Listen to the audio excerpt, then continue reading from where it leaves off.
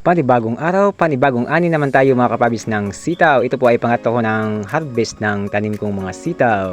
Ayan, napakarami pong bunga. Kaya naman panoorin niyo po mga kapabis ang aking pag-ani ng sitaw.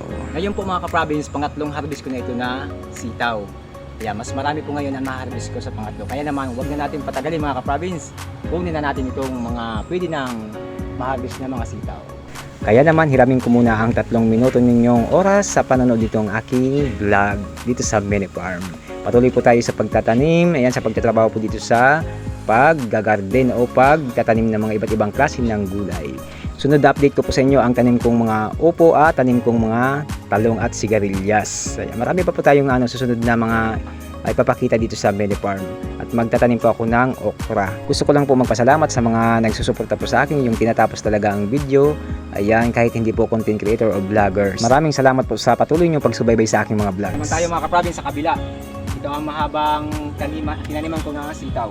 Patuloy po tayo mga ka-province sa pag-ani ng sitaw. Yan, napakasarap, napakaganda mag-harvest kapag ganyan ang nakikita mo na hitik sa bunga at napakarami pang bulaklak. Yayabong at yayabong pa yan mga ka-province. Ayan, pangatlong harvest pa lang ito. Pero marami na tayong nakuha. Ayan, nakapagbenta, nakapaggulay, nakapagbigay. Ayan. Hindi ko na pinapanood yung mga binibigay ko mga ka-province. Hindi naman na kailangan. Alam naman niya ng Diyos kung nagbibigay ka sa mga dapat bigyan.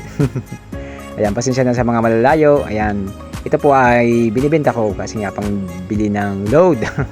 Pang load mga ka-province at pangbili ng mga pangangailangan, kape, asukal, pambili ng bigas. Ayan, kung sakaling makapagtudok to tayo ng marami, ay sigurado makabili tayo ng isang sakong bigas.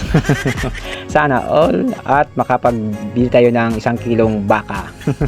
Ayan mga ka-province, napakaganda, napakasarap talaga mag-harvest ng sarili mong tanim. Wala po yung spray mga ka-province.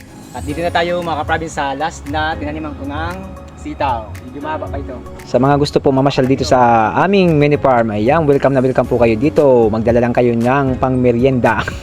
Sarap mamitas mga ka-province ng sariling tanim. Walang spray. Para po sa kalaman ng lahat, hindi po ito sa amin na lupa, nakihirap lang at nakitanim lang mga ka-province.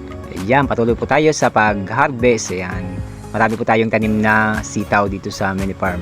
I-update ko po kayo sa mga tanim kong talong, sa mga sunod na mga vlogs natin mga ka-province. Ayan, masarap pag-harvest kapag sarili mong tanim. Last na mga ka-province. Ayan mga ka-province, ito na po ang aking na harvest na sitaw. Ayan, pangatlong harvest ko na. Maraming salamat po sa panonood niyo sa aking pag-harvest ng tanim kong mga sitaw. God bless everyone. Happy farming!